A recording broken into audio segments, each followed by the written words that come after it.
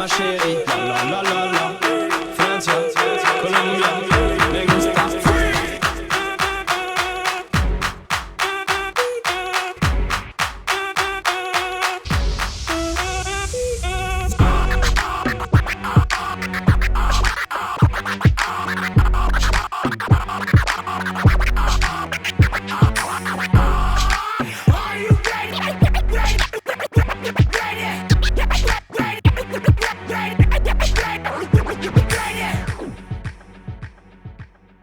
So I just got the DDJ-200 and I was mostly surprised by the size of it.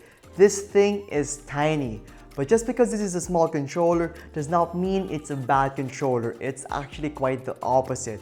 For just $150, you're getting a solid piece of equipment. What I like most about it is that it can work with your phone or computer.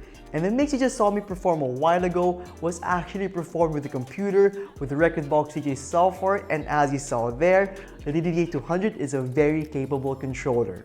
Now comparing it to its bigger brother, the DDJ-400, the DDJ-200 is basically the same thing with the most important parts.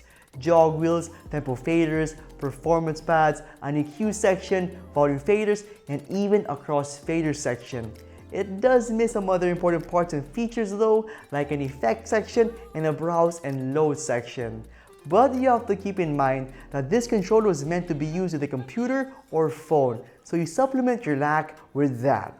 Now unfortunately, I own an Android phone, and so I couldn't test Pioneer DJ's mobile DJ app, WeDJ, because it's not yet available on the system.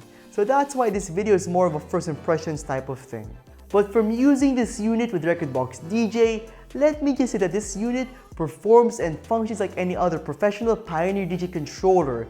The parts are the same, and so the feel is the same as well, especially those jogwheels. I personally think that this controller is absolutely the first controller you should buy if you're a hesitant starting out beginner. Because for just $150, you're getting quite a lot.